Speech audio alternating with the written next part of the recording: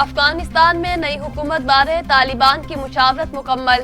افغان طالبان کی جانب سے افغانستان کی نئی حکومت کا اعلان آج متوقع۔ طالبان کا امیر ہیبت اللہ حکومت کے سربراہ، صدر یا وزیر اعظم ان کے ماتحت ہوں گے۔ اعلان کے بعد نئے حکمران صدارتی محل میں حلف اٹھائیں گے۔ خواتین بھی کابینہ میں شامل ہوں گی۔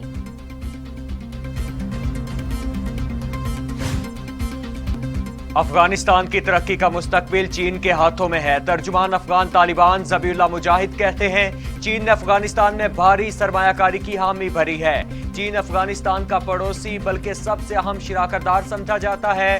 نیا افغانستان اپنی معیشت کی بحالی اور تعمیری نو کے لیے چین کی مدد لے گا۔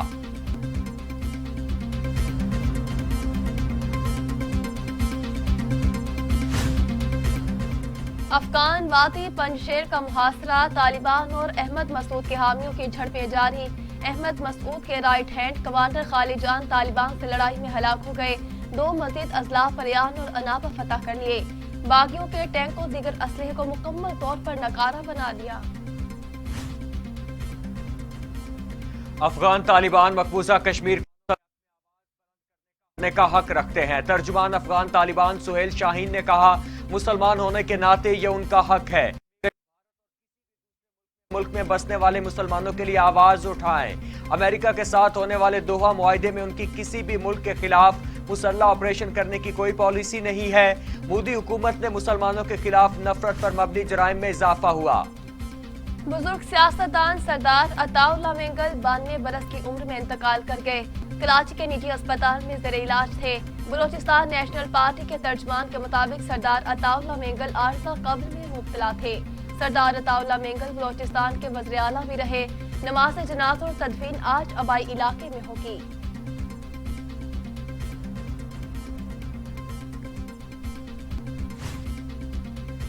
برطانوی وزیر خارجہ ڈومینک راب 2 روزہ دورے پر پاکستان پہنچ گئے۔ وزیر خارجہ شاہ محمود قریشی سے ملاقات، مذاکرات میں حصہ لیں گے۔ دونوں ممالک افغان صورتحال، 2 طرفہ تعلقات پر گفتگو کریں گے۔ ڈومینک راب وزیر اعظم اور آرمی چیف سے بھی ملاقات کریں گے۔ وزیر خارجہ شاہ محمود قریشی سے آسٹریلین ہم منصب الیگزینڈر سے ٹیلی فونک رابطہ۔ دونوں وزرائے خارجہ نے پاکستان اور آسٹریلیا کے درمیان تجارت، سرمایہ کاری، اعلیٰ تعلیم، سیاحت اور کلچر کے شعبوں میں 2 طرفہ تعاون بڑھانے پر اتفاق کیا۔ وزیر خارجہ نے ہری پور میں پاک آسٹریلیا انسٹی ٹیوٹ کے کیمپ پر آسٹریلین قیادت کا شکریہ ادا کیا۔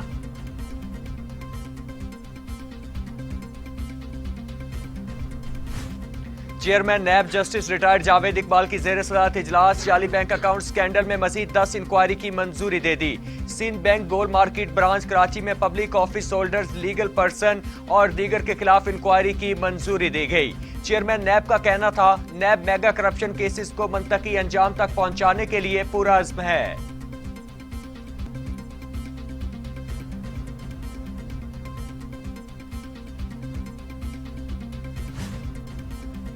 ملک بھر میں کورونا کے وار جاری، مزید 57 افراد انتقال کر گئے۔ این سی او سی کے مطابق 24 گھنٹوں میں 3787 نئے کیسز رپورٹ ہوئے۔ مثبت کیسز کی شرح 6.33% رہی۔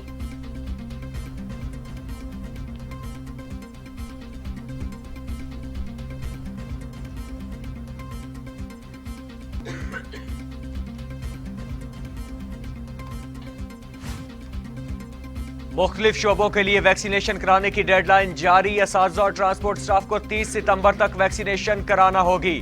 ہوائی سفر اور شاپنگ مالز میں داخلے کے لیے 30 ستمبر تک ویکسینیشن ضروری۔ ہوٹلز اور ریسٹورنٹ میں بھی 30 ستمبر کے بعد ویکسینیشن کے بغیر داخلہ نہیں ہوگا۔ 17 سال اور زائد عمر کے طالب علموں کو 15 اکتوبر تک ویکسینیشن کرانا ہوگی۔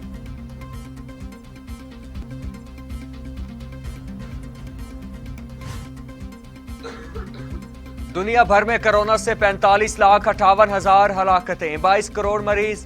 امریکہ میں 6,63,000، برازیل میں 5,82,000، بھارت میں 4,40,000، میکسیکو میں 2,61,500، روس میں 1,84,900، فرانس میں 1,14,680، برطانیہ میں 1,33,000 اور سعودی عرب میں 8,560 اموات۔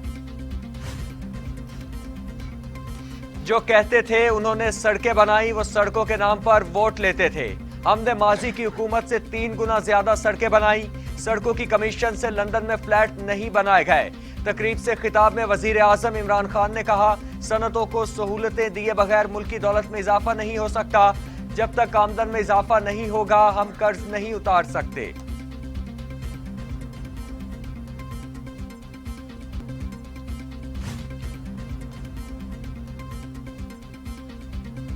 वफाकी वजीर दाखिला शेख रशीद का चमन बॉर्डर कुछ अरसे के लिए बंद करने का ऐलान। कहा, खित्ते में पाकिस्तान की जिम्मेदारियां बढ़ने वाली हैं। नून लीग क़यादत के अपने अपने बयानात हैं। हुकूमत के दरवाजे अपोजिशन से बातचीत के लिए हमेशा खुले हैं।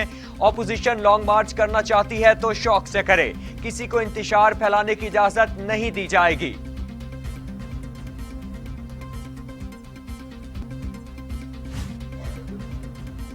एडमिनिस्ट्रेटर कराची मुर्तजा वहाब ने कहा है कि पीडीएम के कयाम का मकसद किसी जमात को रिलीफ देना नहीं। इलेक्ट्रॉनिक वोटिंग मशीन पर सब जमातों का इत्तिफाक नहीं है।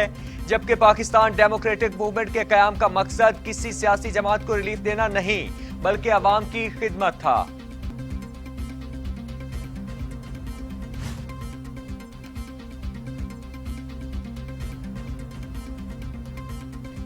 शोहदाए पाकिस्तान हमारा फख्र। शोहदा गाजी और उनके जुड़े तमाम रिश्तों को सलाम।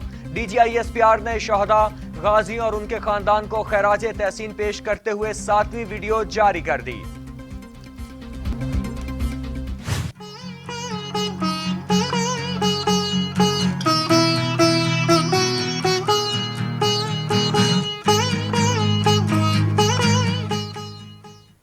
पाक फजाइया ने सितंबर 1965 की जंग की मुनासबत से पाक फजाइया के सपूतों की जुर्रत और बहादुरी पर बनने वाली डॉक्यूमेंट्री की आज तीसरी किस्त जारी कर दी। डॉक्यूमेंट्री में 2 सितंबर 1965 के दिन फजाई मार्के का अहवाल बयान किया गया।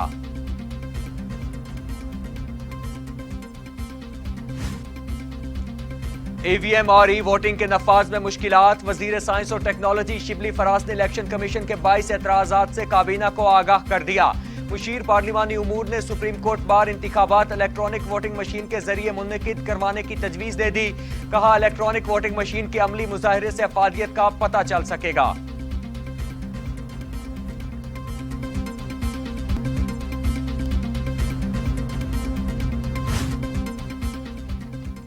मुल्क भर में कंटोनमेंट बोर्ड के इंतखाबात के आजादाना और शफाफ इनेकाद का मामला। पाकिस्तान तहरीक इंसाफ ने इलेक्शन कमीशन से इंतखाबात के दौरान फौज की तैनाती का मुतालिबा कर दिया। Chief organiser PTI senator Saifullah Khan Niazi का चीफ इलेक्शन कमीशन को खत लिखा। फौज को सिक्योरिटी पर मामूर किए बगैर करवाए जाने वाले इंतखाबात शकूक व शुबहात की जद में रहते हैं।